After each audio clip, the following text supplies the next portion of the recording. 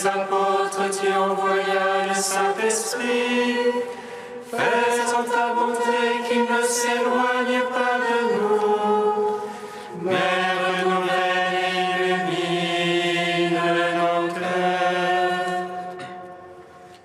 Pose sur nous ton regard, pénètre-nous de ta splendeur. Que ton esprit nous fasse goûter ce qui est toi, qu'il redresse ce qui dévie et réunisse ton peuple dispersé par le péché. Car tu es venu, Seigneur Jésus, pour nous sauver en ton amour. Toi qui enduras la mort au milieu du jour, et par ta résurrection à tout rempli de gloire, avec le Père et le Saint-Esprit, nous te louons. Tu es la source de vie, la source de la lumière. Fais briller sur nous ton amour, Seigneur, ne tarde plus. Tu es la source de vie, la source de la lumière. Fais briller sur nous ton amour, Seigneur, ne tarde plus. Celui qui vient après moi est passé devant moi. Il faut qu'il grandisse et que je diminue. Moi, je vous ai baptisé dans l'eau, au vu du repentir. Lui vous plongera dans l'Esprit Saint et dans le feu. Tu es la source de vie, la source de la lumière. Fais briller sur nous ton amour, Seigneur, ne tarde plus. D'un amour éternel, je t'ai aimé, ému d'une immense pitié, je t'ai attiré à moi. Je te rassemblerai, je te rebâtirai, tu seras rebâti. Tu enfanteras ton Sauveur, nouvelle offrande de la terre. Tu es la source de vie, la source de la lumière. Fais briller sur nous ton amour, Seigneur, ne tarde plus. Psaume 118, strophe 15. Par ta parole, Seigneur, soutiens-moi et je vivrai.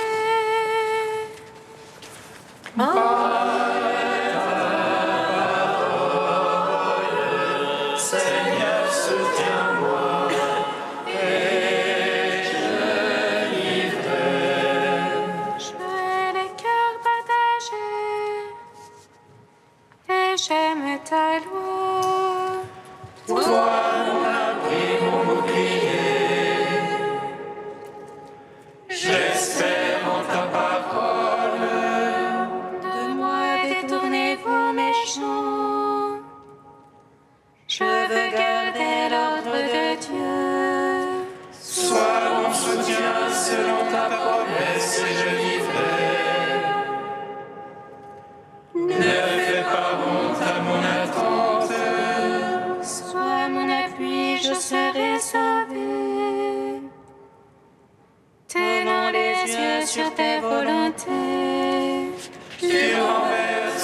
ceux qui sortent de tes volontés. Mensonges et leurs calculs.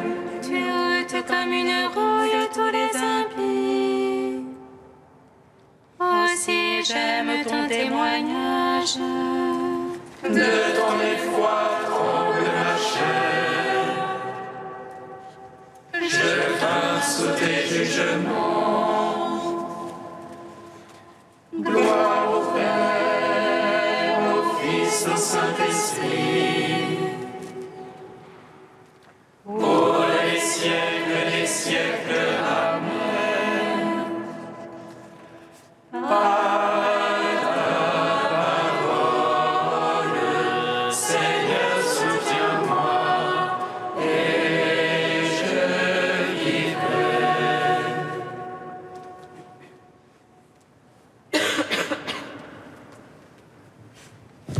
Psaume 125. Viens, Jésus Sauveur,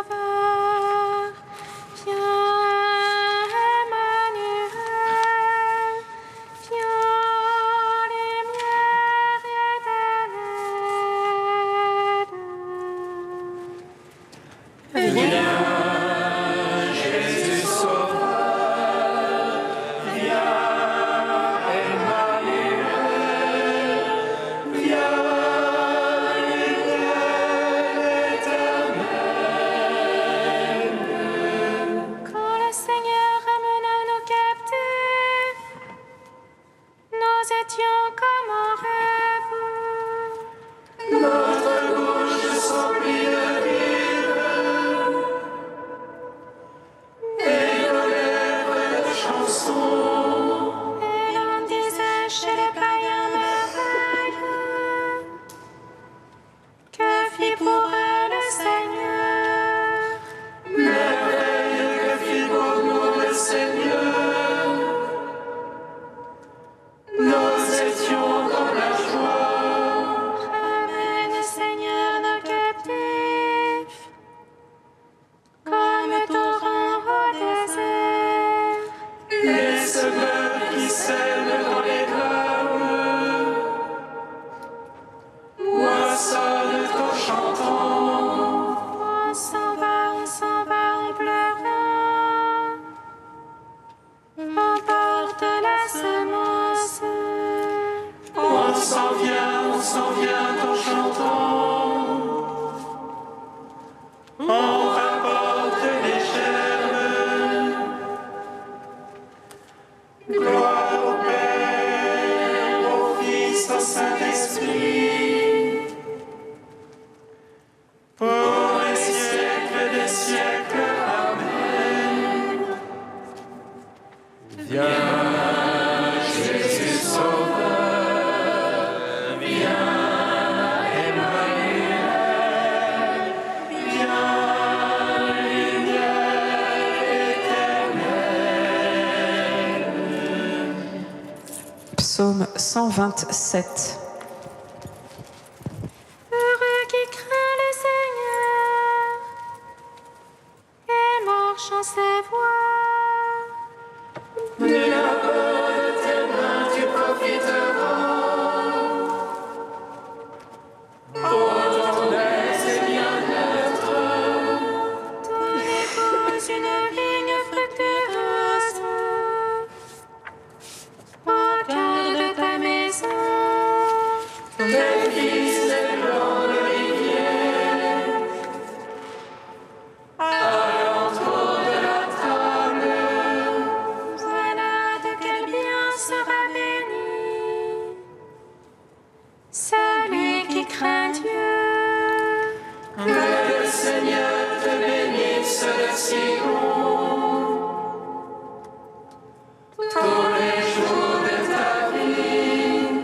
Puisses-tu voir Jérusalem dans le bonheur et voir les fils de tes fils, paix sur Israël. Gloire au Père, au Fils, au Saint-Esprit, pour les siècles des siècles. Amen.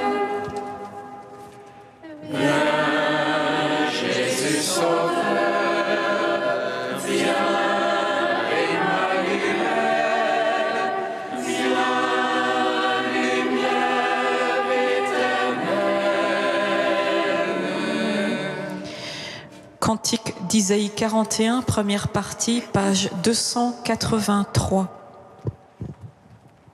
Toi, Israël, mon serviteur, Jacob que j'ai choisi, race d'Abraham, mon ami, ne crains pas car je suis avec toi. Toi, qu'aux confins de la terre que j'ai saisi, et que du bout de la terre j'ai appelé. Toi qui j'ai dit, tu es mon serviteur, je t'ai choisi et non pas rejeté. Ne guette pas anxieusement, car je suis ton Dieu. Je te rends vigoureux et je t'aide. Je te soutiens de ma droite victorieuse. Oui, certes, ils seront honteux et confus, tous ceux qui s'enflammaient contre toi.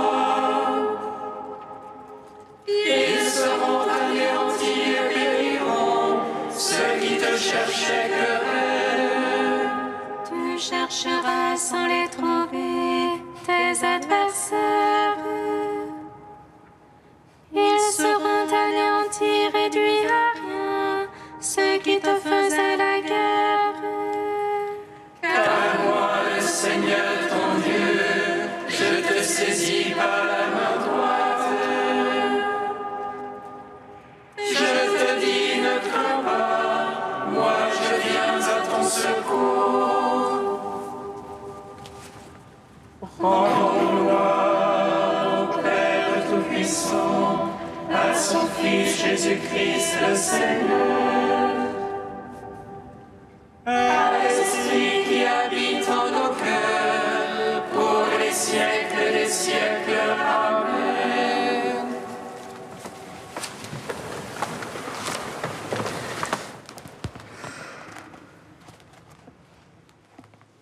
Du Père François Varillon, la mission de Jean-Baptiste. Comme Isaac, Jean est le fils d'une femme stérile. Il est un enfant de la foi autant que de la nature. Élisabeth est la dernière de cette longue lignée de femmes stériles et fécondes qui, depuis Sarah, préfigure celle qui ne sera pas stérile mais vierge et qui concevra non plus par une grâce du Saint-Esprit, mais du Saint-Esprit. Elle est belle, cette scène de la visitation où, dans le sein de sa mère sanctifiée par le Saint-Esprit, le petit Jean tressaille de joie en présence de Marie, enceinte du Fils de Dieu par l'opération du Saint-Esprit. Le silence environne la croissance de Jean. Admirable sobriété de l'Évangile. Du fils d'Élisabeth, enfant, adolescent, jeune homme, nous ne savons rien. On dirait que Dieu protège d'un rempart de silence ceux qui le touchent de près. Quelques paroles seulement de Marie nous ont été transmises, de Joseph aucune. Quel âge avait Jean quand il s'est enfui au désert transjordanique ? Nous ne savons pas. Nous savons seulement que Dieu est avec lui et qu'il a exulté de joie avant que d'être né. Nous allons l'entendre crier dans le désert, cette joie qui est la substance de toutes les prophéties. Il nous est permis de ponctuer de quelques remarques notre contemplation de l'invisible. Vraiment, la curiosité n'a pas de valeur religieuse. Elle n'est certes pas illégitime, et la science a un droit de regard sur des hommes et des événements qui appartiennent à l'histoire. C'est un fait, pourtant, que Dieu ne satisfait pas la curiosité des hommes quand il s'agit de lui et de ceux qui le touchent de près. Nous ne voyons pas croître celui qui n'a été sanctifié que pour décroître, mais nous le verrons décroître, car c'est en cela surtout qu'il est grand.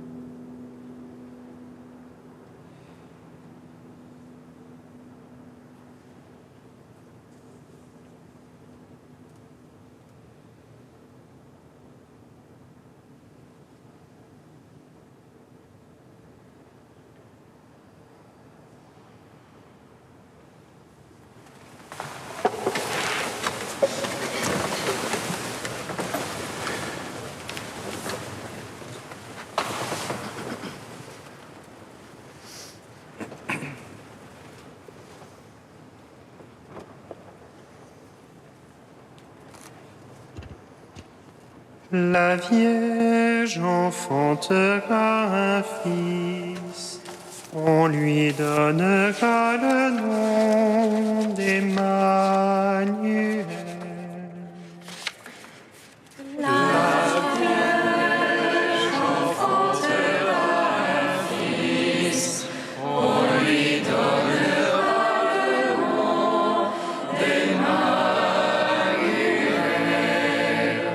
Voici venir des jours, oracle du Seigneur, où je susciterai pour David un germe juste.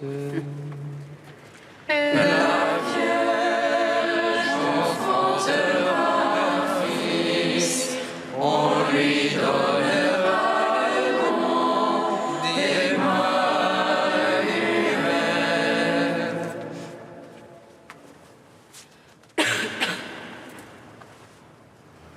Lecture du livre du prophète Jérémie. Voici venir des jours, oracle du Seigneur, où je susciterai pour David un germe juste. Il régnera en vrai roi, il agira avec intelligence, il exercera dans le pays le droit et la justice. En ces jours-là, Juda sera sauvé, et Israël habitera en sécurité. Voici le nom qu'on lui donnera. Le Seigneur est notre justice. C'est pourquoi voici venir des jours, oracle du Seigneur, où pour prêter serment, on ne dira plus « Par le Seigneur vivant qui a fait monter du pays d'Égypte les fils d'Israël », mais « Par le Seigneur vivant qui a fait monter du pays du Nord les gens de la maison d'Israël, qui les a ramenés de tous les pays où il les avait chassés. Car ils demeureront sur leur sol. » Gloire à toi, ô Dieu vivant, gloire à toi. Gloire à toi, ô Dieu vivant, gloire à toi.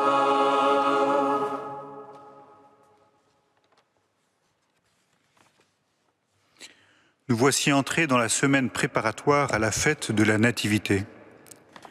Au cours de cette semaine, la liturgie est marquée par la présence d'antiennes spécifiques que l'Église chante avant le Magnificat des Vêpres. Chacune, chaque jour, dévoile un titre attribué au Messie attendu dans l'Ancien Testament. Sans jamais prononcer le nom de Jésus, ces antiennes nous apportent un titre et comme un trait du Sauveur espéré par Israël et par tous les hommes. L'antienne de ce jour commence ainsi. Ô Adonai, ce qui se traduit par Ô mon Seigneur. Ô Adonai, berger du peuple d'Israël. Et c'est bien cette figure du berger, du bon pasteur qui est évoquée dans la lecture de ce jour. Dans les versets qui précèdent le passage que nous avons entendu, Dieu se lamente des mauvais bergers qui perdent et dispersent les brebis. Puis il prévient « C'est moi qui rassemblerai le reste de mes brebis, je les ramènerai dans leurs prairies. » Et le passage se poursuit par ce que nous venons à peine d'entendre. « Je donnerai à David un germe juste, il régnera en vrai roi. » La situation évoquée par ce passage renvoie à une époque bien spécifique, marquée par le siège de Jérusalem, puis par la dispersion et par la déportation du peuple loin de sa terre, à Babylone. Telle est la conséquence du comportement lamentable des mauvais chefs d'Israël. Le peuple est démantelé, éclaté, dispersé, mais garde l'espérance grâce à la voix des prophètes. Un temps viendra, oracle du Seigneur, où je susciterai à David un germe juste, il régnera en vrai roi. À l'époque précédant la naissance de Jésus également, et alors que le Proche-Orient était sous la coupe de l'Empire et que de nombreuses communautés juives parsemaient le pourtour méditerranéen, ce passage de Jérémie était repris et confortait une nouvelle attente messianique. Ainsi, la parole de Dieu, bien que donnée à une époque et pour une situation précise, peut être ressaisi de façon universelle et intemporelle.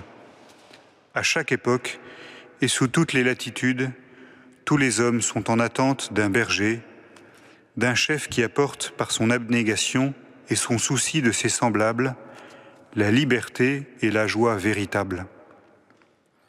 Et nombreux d'ailleurs sont ceux qui prétendent à une telle mission. Qui nous fera voir le bonheur? Fais lever sur nous la lumière de ta face.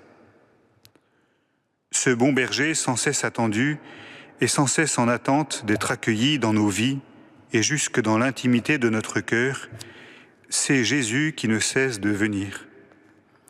C'est Jésus qui ne cesse d'élargir sa présence dans nos âmes, si tant est que, par amour, nous ayons le soin de préparer ses chemins par une conversion sans cesse renouvelée. Patiemment, il reprend ce que le péché a divisé et dispersé en nous et entre nous pour tout rassembler dans l'unité. Une unité véritable et éternelle, celle du Dieu un et trine, celle à laquelle tous les hommes aspirent, eux qui ont été créés à son image et ressemblance. Vers toi j'ai les yeux levés, vers toi qui es au ciel. Mon âme attend le Seigneur, plus qu'un veilleur ne guette l'aurore. Viens Seigneur Jésus, bon et unique berger qui nous conduit au Père, viens nous sauver.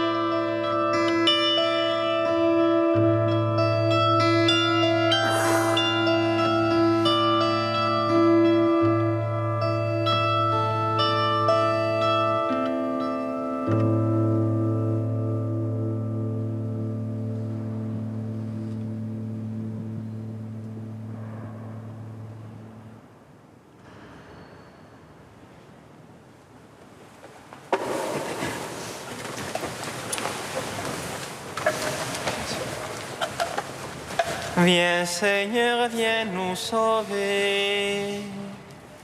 Viens Seigneur, viens nous sauver. Viens Seigneur rétablir la justice et la paix dans le monde par ta venue parmi nous. Viens Seigneur, viens nous sauver. Viens Seigneur redonner la primauté de la personne humaine blessée par les péchés des hommes. Viens Seigneur, viens nous sauver. Viens Seigneur soutenir l'effort de l'Église d'annoncer l'Évangile d'un cœur pur. Viens Seigneur, viens nous sauver.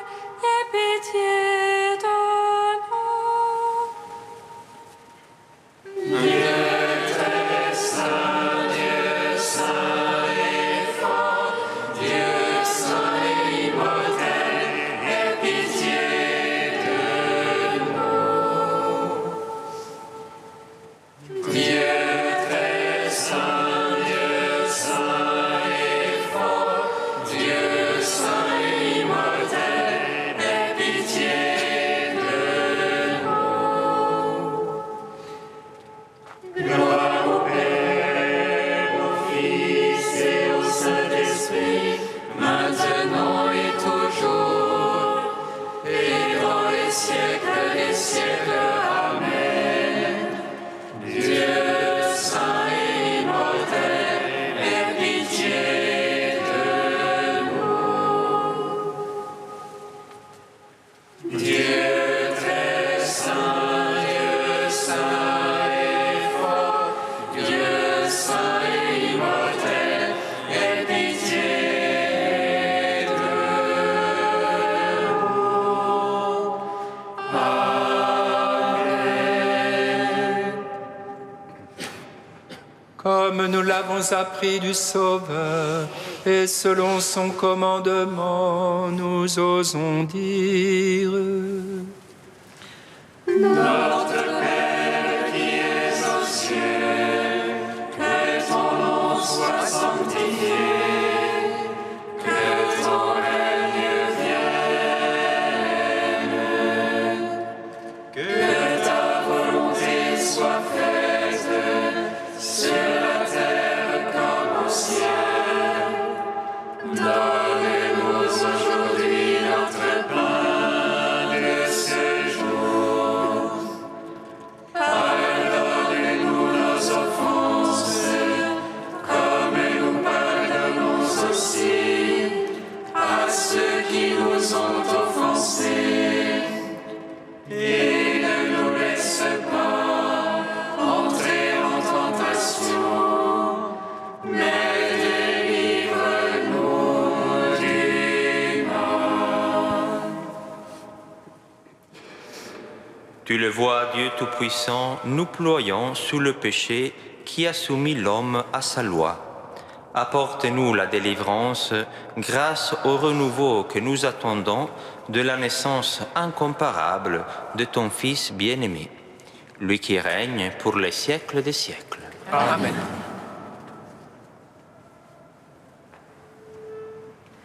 Bénissons le Seigneur. Nous rendons grâce à Dieu. Amen. Alléluia, Alléluia, Alléluia. Alléluia, Alléluia, Alléluia.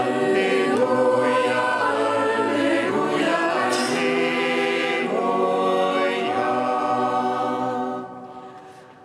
L'ange annonça à Marie qu'elle serait la mère du Sauveur.